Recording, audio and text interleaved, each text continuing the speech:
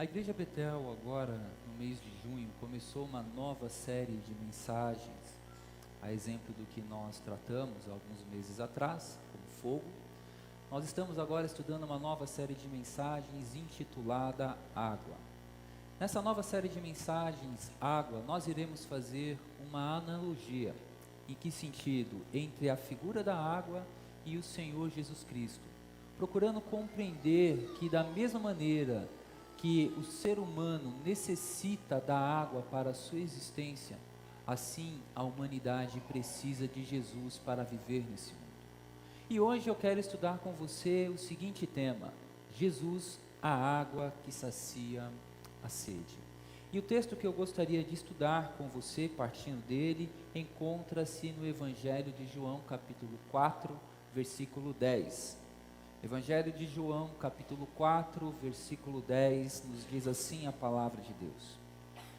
Jesus lhe respondeu: se você conhecesse o dom de Deus e quem lhe está pedindo água, você lhe teria pedido e ele teria dado água viva.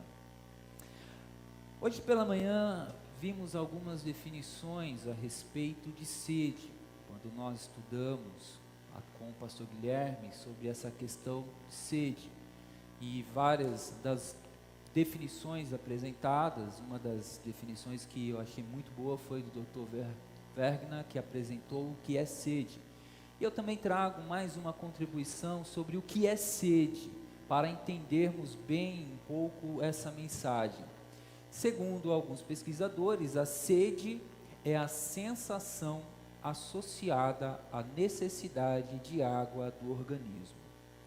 A sede, ela pode surgir de várias formas. Ela pode surgir depois que você fez uma atividade física. A sede pode surgir depois de você ficar exposto a um calor. A sede pode surgir também quando você fica um longo período sem ingerir líquido. Você fica com sede. A sede, ela não se resolve com alguns tipos de alimento. Por exemplo, farinha. Pega um punhado de farinha e tente matar a sede. Não vai resolver. Assim como também, farinha é bom, gente. Assim como também um pedaço de pão seco. A sede, ela é eliminada por meio da ingestão de líquido. E para evitar a sede, os médicos, eles recomendam que o indivíduo ingira cerca de 2 litros de água por dia. Assim você vai estar hidratado e assim você vai evitar a sede. No entanto, pensar na ingestão de 2 litros de água por dia, num contexto onde um número considerável de famílias usufrui de água tratada, encanada, é fácil. É fácil você pensar em ingerir 2 litros de água quando você abre a torneira da tua casa, coloca o copo e desce água, jorra água em abundância. Mas pensar em ingerir água, ou 2 litros de água, quando uma pessoa não possui água tratada, quando uma pessoa não possui água encanada, ou quando vive numa escassez de água, é muito complicado. É bom sempre lembrar que várias pessoas, alguns anos atrás, e quando eu falo alguns anos atrás, cerca de 40, 50 anos no máximo, tiveram o privilégio de terem nas suas casas um poço.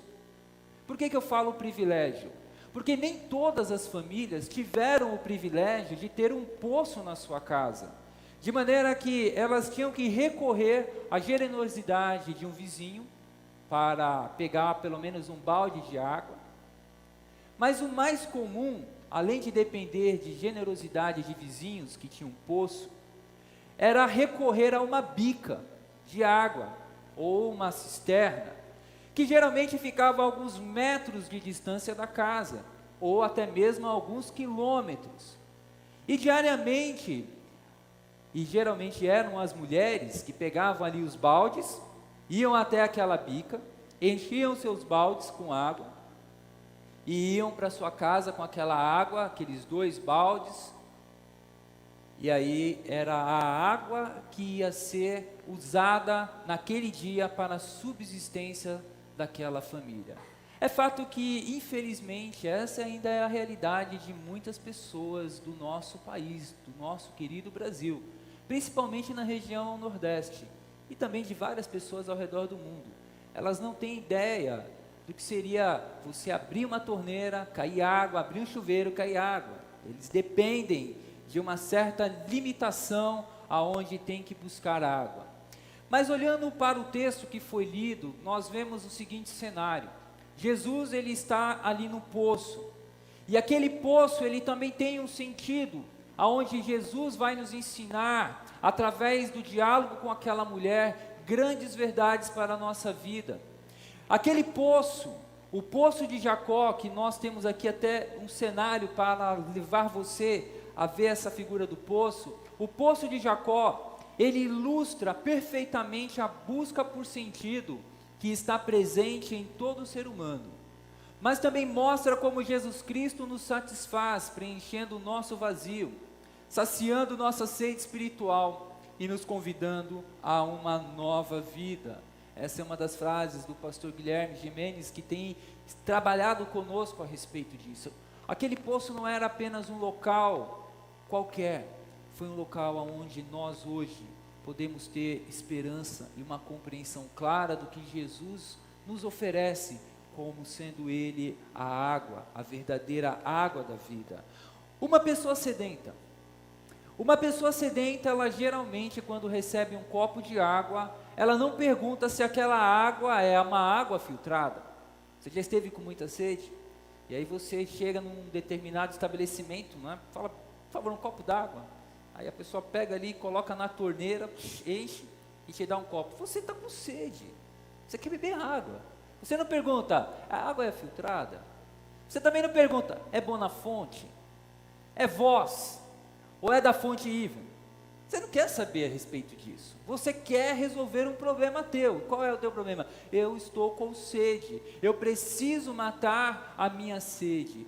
Pessoas sedentas, elas pegam uma porção de água, tomam para satisfazer aquela necessidade e assim ter um bem-estar, uma satisfação. O sedento naquela hora de agonia, ele está mais interessado em satisfazer ou saciar a sua sede do que apenas ficar entendendo o que de fato a procedência daquela água é. Nessa passagem de João capítulo 4, verso 10, nós vemos que Jesus ele oferece para a mulher samaritana, que diariamente ia àquele poço, no poço de Jacó, buscar água, a verdadeira água da vida. Porém, aquela mulher, ela não compreendeu o que Jesus estava lhe oferecendo. Segundo alguns estudiosos e comentaristas do Novo Testamento, como F.F. Bruce, ele comenta que a mulher, ela não conseguiu compreender as palavras de Jesus sobre a água viva, assim como Nicodemos, o mestre da lei, não conseguiu compreender as palavras de Jesus. Aquela mulher, ela ficou ali perdida quando Jesus falou que Ele era a água da vida. E talvez com razão, aquela mulher não tenha entendido que Jesus era a água da vida. Ele estava num poço e Ele fala, eu sou a água da vida. Ela não entendeu. Sabe por que ela não entendeu? Porque as referências que Jesus usou para a água da vida, ou água viva, elas também têm um duplo sentido. Quais são esses duplos sentidos? No aspecto físico, a água viva, ela é a água fresca da nascente.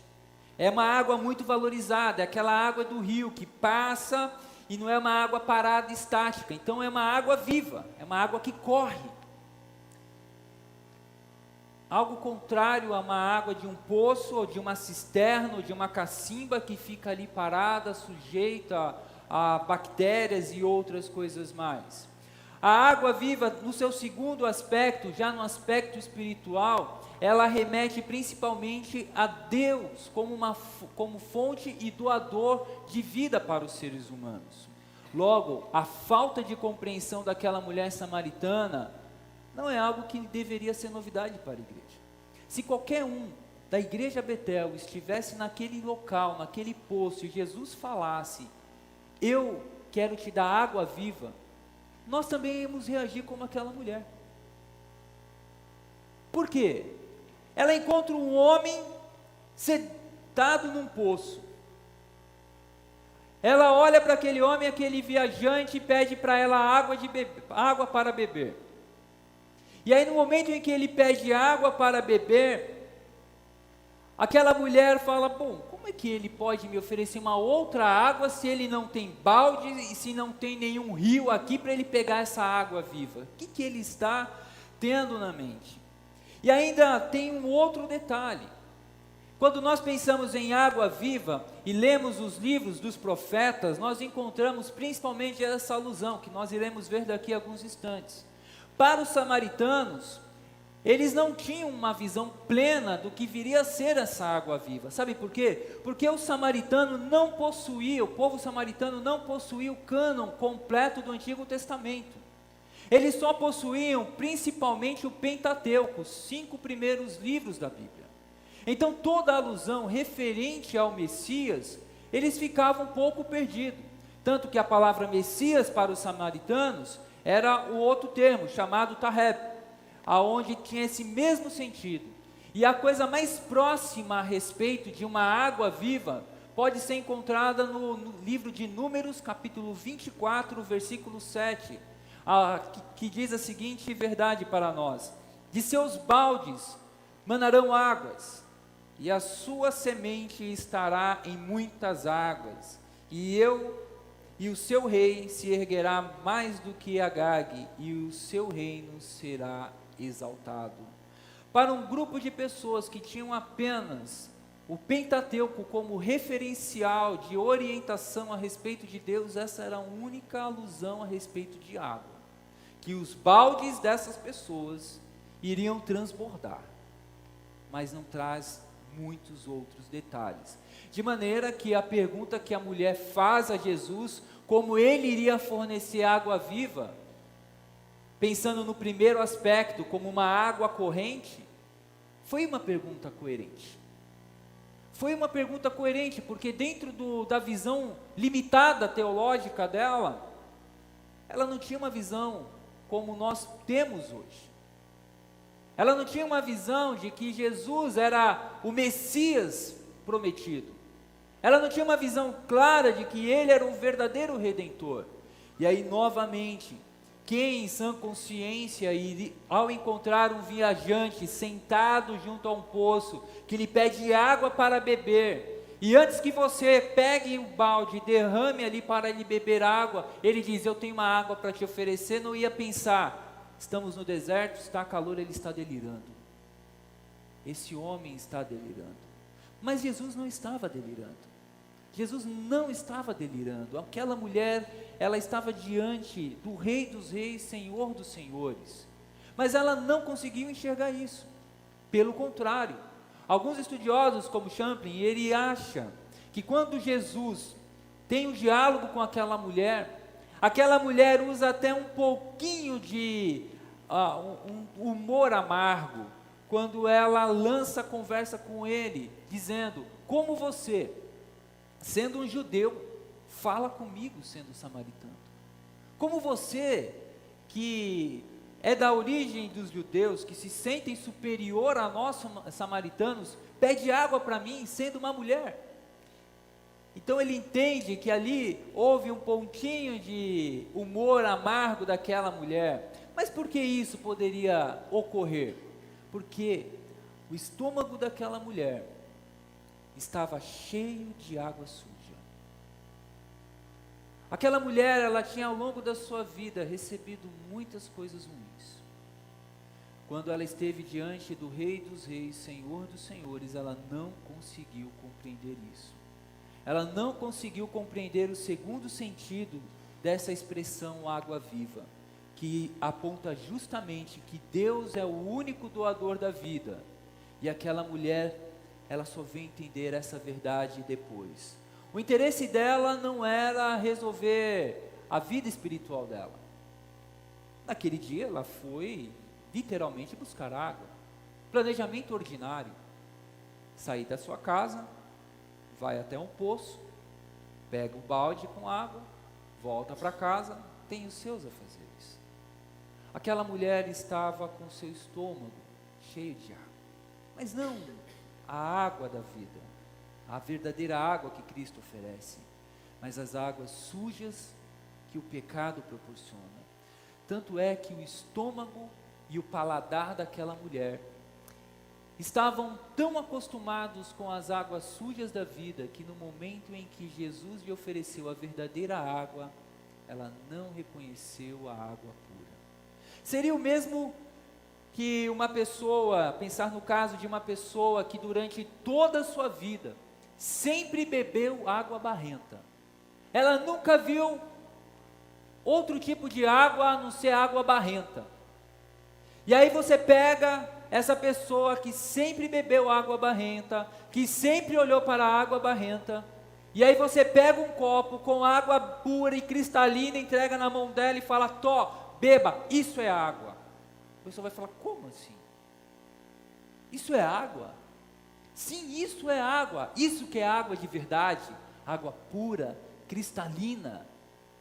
Aquela pessoa vai olhar, vai falar assim: poxa vida, durante toda a minha vida, por mais de 60 anos, eu sempre tomei água barrenta. E agora eu estou vendo a verdadeira água, a água pura, cristalina. Talvez essa pessoa se pergunte aonde eu estava, para nunca ter visto essa água pura, essa água clara em minha vida. Mas a grande questão não é apenas você olhar para a água pura, uma pessoa como essa olhar para a água pura, cristalina, depois de viver a vida inteira tomando água barrenta.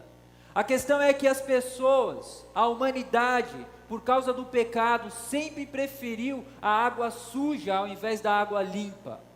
Isso pode ser observado no texto do profeta Jeremias, capítulo 12, verso 3, que diz o seguinte, Jeremias 12, verso 3. O meu povo cometeu 2 crimes. Eles me abandonaram a mim, a fonte de água viva, e cavaram as suas próprias cisternas, cisternas rachadas, que não retêm água. Vejam, esse é um texto que deve chamar a nossa atenção. Por quê? Porque assim como o povo de Israel rejeitou o verdadeiro manancial de água viva, e foi cavar suas próprias cisternas rachadas, assim é com relação à nossa sociedade hoje. As pessoas preferem, através de seus próprios esforços, construir algo que não resolve, ao invés de receber o dom gratuito de Deus, que é a vida eterna, conforme João capítulo 3, verso 16. As pessoas preferem, com o seu próprio esforço, entrar no céu, e não depender da graça, esse dom gratuito de Deus. O ser humano, a sociedade, quando olha para Jesus, prefere voltar-se ao pecado, prefere fazer justamente como Israel, abandonar o Deus que jorra água, como um manancial, um grande manancial. Outro estudioso do Antigo Testamento, Harrison, ele diz o seguinte: ao invés dos israelitas aceitarem a salvação baseada na graça divina, eles preferiram confiar em obras de mãos humanas. Tinham esculpido para si ídolos sem valor, que no fundo eram incapazes de suprir suas profundas necessidades espirituais, do mesmo modo que uma cisterna rachada, que deixava seu conteúdo fugir, tinha pouco uso para manter a vida. O povo que conheceu o Deus vivo, que supriu o povo no deserto. No meio do deserto, Deus faz brotar água. No meio do deserto, Deus faz vir carne, comida. Esse povo rejeitou a esse Deus para seguir ídolos. Ídolos feitos pela imaginação e mãos humanas. Esse povo trocou a glória do Deus incorruptível para fundir imagens e para se curvar a imagens. E quando o profeta Jeremias, ele, usado por Deus, lança isso ao povo, é algo gravíssimo. É algo gravíssimo, porque o povo está trocando a verdadeira comunhão com Deus por uma falsa espiritualidade. E isso se aplica muitas vezes a nós. Conhecemos a palavra, conhecemos através da palavra de Deus que Jesus Cristo é o Senhor, Salvador da nossa vida. Mas nós muitas vezes nos curvamos aos ídolos desse tempo presente. Nos curvamos a tentar satisfazer os nossos desejos, tentar reter aquilo que nós não podemos reter. Acumulamos riquezas e mais riquezas, sem saber quem ficará com essas riquezas depois que nós partimos desse mundo. A falsa espiritualidade, ela tem imperado na humanidade, não apenas hoje, mas desde a queda de Adão e Eva no Jardim do Éden. Essa falsa espiritualidade, ela traz consigo todo tipo de sujeira e contamina a pessoa por inteiro. A mulher samaritana provavelmente teve uma vida muito difícil, até encontrar-se com Jesus. Ela sofreu inúmeras decepções, humilhações, de maneira que as esperanças dela se esvaneceram com o passar do tempo. De tanto sofrer, ela já não via mais esperança. Estava no 6º relacionamento. Aquela mulher, com certeza, deveria ser difamada entre os seus. Aquela mulher sofria. Sua espiritualidade tornou-se confusa. Tanto é que no diálogo com Jesus ela fala: bom, os samaritanos dizem que é aqui, os judeus dizem que é lá, o local de adoração a Deus. Aquela mulher, ela precisava de esperança. Aquela mulher samaritana precisava de direção. E aquela mulher samaritana é um retrato muito bem próximo da nossa sociedade. Pessoas confusas, pessoas feridas, pessoas que são iludidas por si mesmo, pessoas que têm trocado a glória do Deus verdadeiro para seguir uma carreira profissional, uma carreira acadêmica, pessoas que têm trocado a glória de Deus para simplesmente satisfazer o seu estômago. Somente Jesus pode dar o verdadeiro e único sentido para a vida de uma pessoa. Somente Jesus. Eu não posso te dar o sentido para a tua vida.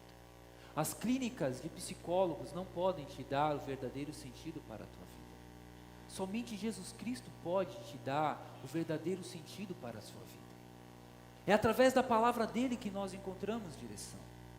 Aquela mulher, ela estava cheia, machucada, ferida. Seu estômago estava cheio de água suja e contaminada. E aí o que Jesus faz? Jesus, ele provocou sede naquela mulher samaritana. Quem está com seu estômago cheio de água suja e contaminada não vai desejar a verdadeira e mais pura água cristalina para beber. Isso é uma verdade. Uma pessoa que está com seu estômago cheio, empanturrado de beber água suja, você pega um copo com água mineral, fala: beba água. Não quero, estou cheio. Estou cheio. Pessoas cheias de água suja, contaminada, não vão querer ouvir a respeito de Deus. Uma sociedade contaminada, cheia de água suja, cheia de bactérias, não vai querer ouvir o ideal de Deus para a família. Uma sociedade empanturrada, com as bolotas, as sujeiras dessa vida, com o estômago farto, não vai querer saber dos planos de Deus para esse mundo, esse tempo presente. Fala: não preciso saber disso. Por que eu quero Deus na minha vida? Então, o que Jesus fez com relação àquela mulher que estava cheia e ferida? Jesus provocou sede naquela mulher. Jesus provocou sede naquela mulher samaritana que estava com seu estômago, numa visão figurada, cheio de amargura, cheio de ódio, cheio de decepção. E diante disso, como foi que Jesus provocou sede naquela mulher? Ele começou uma conversa, perguntando a respeito da vida dela: chame teu marido. A partir daquele momento, Jesus despertou naquela mulher algo mais do que uma conversa qualquer. Ali começou o esvaziamento. Jesus começou a esvaziar aquela mulher. esvaziar a sua vaidade, esvaziar a sua angústia. Porque quando ela tivesse sede, Jesus iria lhe oferecer a verdadeira água. Pessoas cheias de coisas sujas, não querem a verdadeira água, não querem a água viva, porque elas acham que não necessitam, assim como eu e você. Quando você está com seu estômago cheio, depois de uma bela refeição, alguém chega para você com um prato saboroso, você vai querer comer? Estou cheio, obrigado. É a mesma coisa com relação a Deus. Eu estou cheio da minha religiosidade, eu estou cheio das minhas feridas, eu estou cheio dos meus problemas, eu estou cheio dos meus negócios, a minha cabeça não tem espaço para mais nada.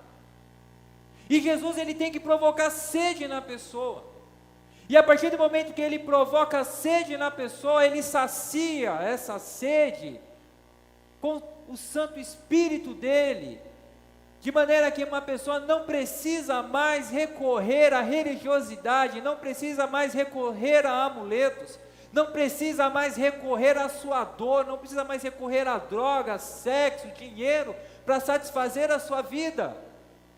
Jesus Cristo, quando Ele apresenta que Ele é a água viva, não aquela água de um rio corrente, mas a água de um Deus doador, de um Deus da vida. De acordo com Konstenberg, Jesus estava inaugurando uma nova era, a era da abundância. E o fato de Jesus oferecer água viva sinaliza a inversão da maldição e da esterilidade, características do velho mundo caído. O que Cristo está fazendo é inaugurando ali um novo momento, é um marco, é o cumprimento que nós podemos ver como o texto de Isaías 35, versículos de 1 a 3. Isaías 35, versículos de 1 a 3 diz o seguinte: o deserto e a terra ressequida se regozijarão, o ermo exultará e florescerá como a tulipa, e romperá em flores, mostrará grande regozijo e cantará de alegria. A glória do Líbano lhe será dada, como também o resplendor do Carmelo e de Saron. Verão a glória do Senhor, o resplendor do nosso Deus. Fortaleçam-se as mãos cansadas, firmem os joelhos vacilantes, digam aos desanimados de coração: sejam fortes, não temam, seu Deus virá com vingança, com divina retribuição, virá para salvá-los.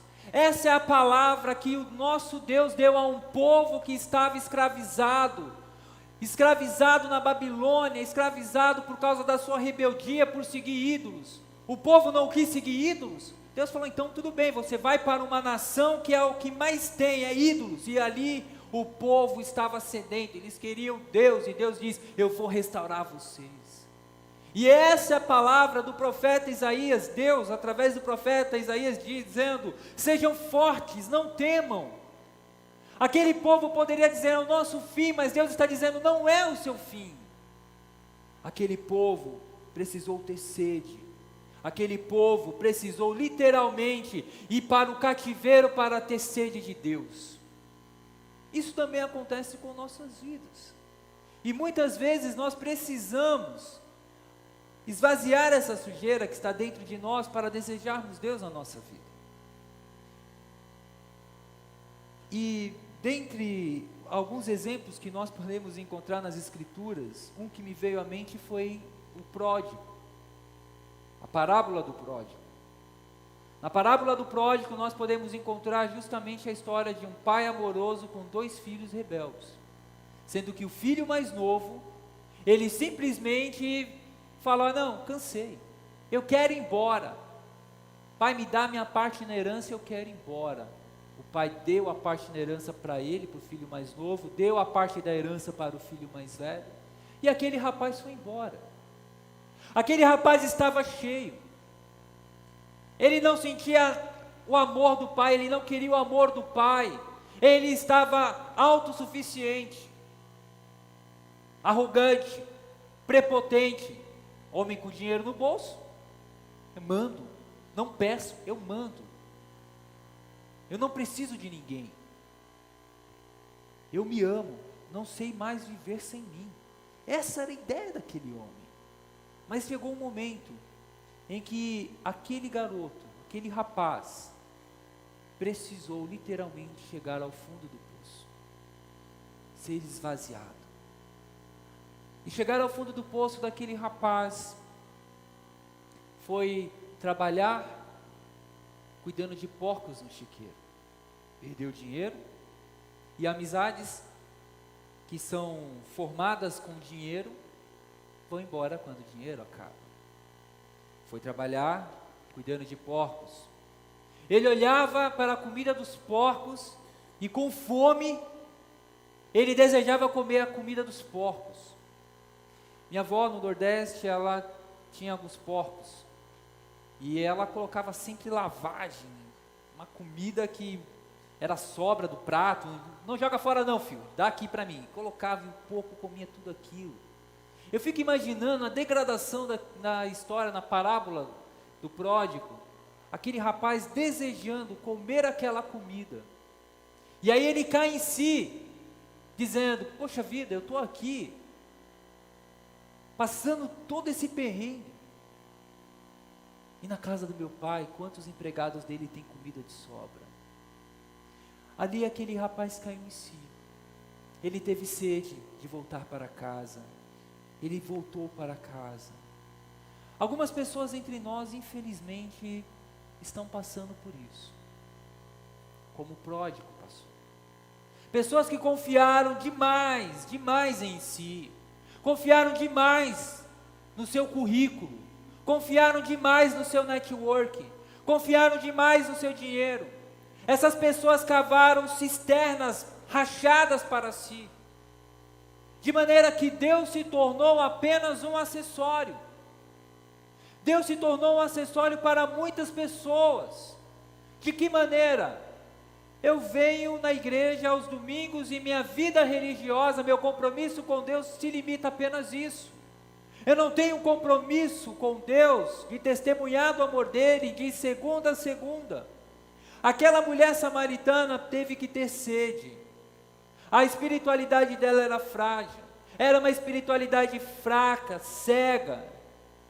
E Deus, Jesus, Ele permite que nós tenhamos essa visão para sentir sede e buscarmos nele a verdadeira cura, a água cristalina, o verdadeiro manancial que não acaba, que jorra para a vida eterna.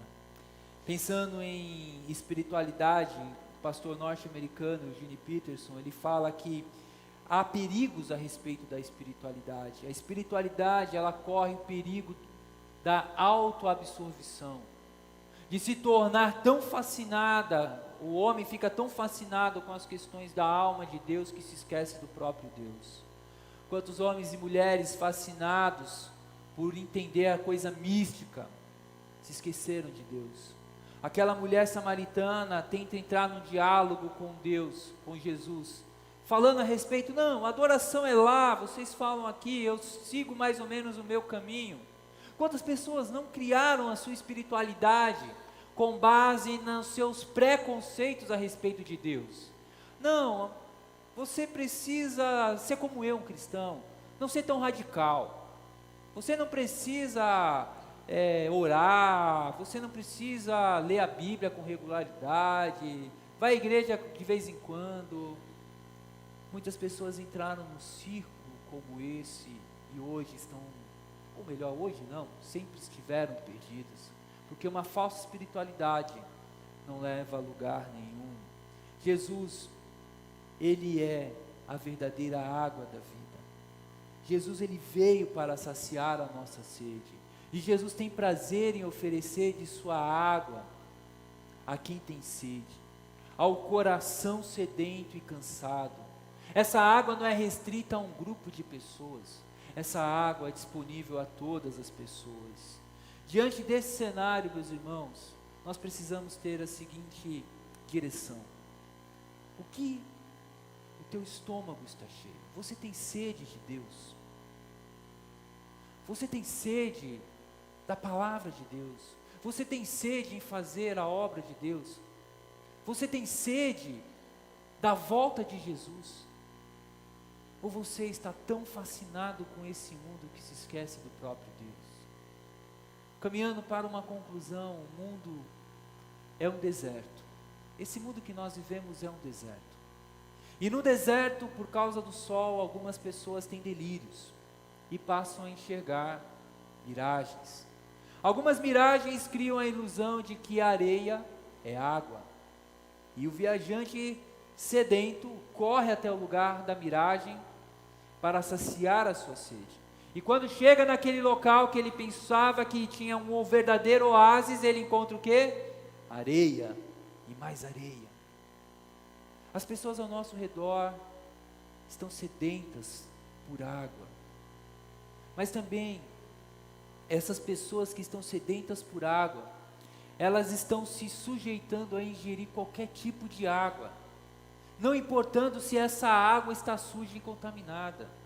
Pessoas sedentas estão querendo matar a sua sede, e elas entram em várias religiões para tentar eliminar a sua sede existencial, sede de sucesso, sede de reconhecimento, sede de relacionamento. Não importa que o relacionamento que ela está agora cultivando é um relacionamento com uma pessoa errada. Não importa que ela esteja gastando a sua vida, ou melhor, destruindo a sua vida para ganhar dinheiro, trabalhando horas e horas, sem sequer refletir no que ela está fazendo. Pessoas sedentas, no mundo que é um verdadeiro deserto, estão espalhadas a todo canto. E é papel da igreja interagir com essas pessoas. A igreja de Jesus, ela tem a tarefa de conduzir esses sedentos, essas pessoas que estão sedentas para encontrar o verdadeiro significado da vida, ao verdadeiro manancial de águas puras e cristalinas que é Jesus. É dever da igreja. É dever da igreja ser um local para que todo aquele que estiver cansado do deserto dessa vida encontre o verdadeiro oásis, que é Cristo Jesus. A igreja é um local para onde aquelas pessoas acostumadas com águas contaminadas e sujas do pecado encontrem clareza e pureza. A igreja é um local de hidratação para aqueles que estão sem forças. A igreja de Jesus é a verdadeira despenseira de Deus nesse mundo, para oferecer a todos a verdadeira água da vida, que é Jesus Cristo, e declarar as palavras do profeta Isaías, no capítulo 55, versículos 1 a 3, que diz: venham todos vocês que estão com sede, venham às águas, e vocês que não possuem dinheiro algum, venham, comprem e comam, venham, comprem vinho e leite sem dinheiro e sem custo. Por que gastar dinheiro naquilo que não é pão, e o seu trabalho árduo naquilo que não satisfaz? Escutem-me, e comam o que é bom, e a alma de vocês se deliciará na mais fina refeição. Deem ouvidos e venham a mim, ouçam-me, para que a sua alma viva. Farei uma aliança eterna com vocês, minha fidelidade prometida a Davi. Essa palavra não mudou. Essa palavra não mudou. Essa palavra é para mim e para você hoje. Esse é o convite do nosso Deus: venham todos vocês que estão com sede. Venham todos vocês que não possuem dinheiro algum, venham, comprem, comem.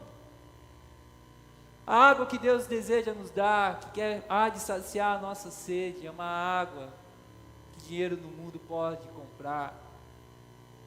É uma água, um manancial que Deus quer dar para você. Não queira buscar saciar a sua sede nas águas sujas desse mundo. Não queira saciar a tua sede nessas águas contaminadas do pecado.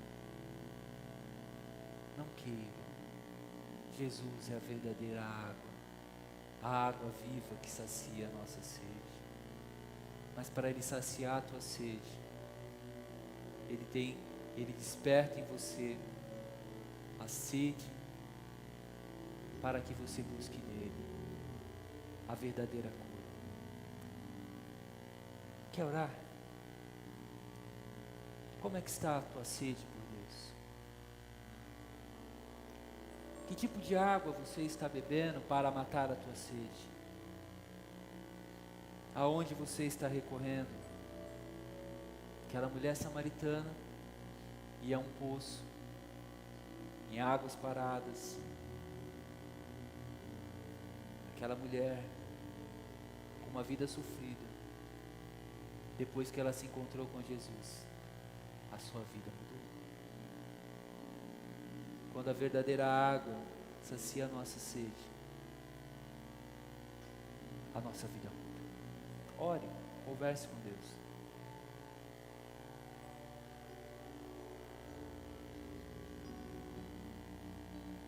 Enquanto você está orando, há uma canção que você pode fazer dela uma extensão da tua oração. Enquanto você ouve essa canção ou canta, ore ao Senhor. Deus, eu quero que Jesus sacie minha sede. Eu quero que Jesus tire isso de mim. Ele pode.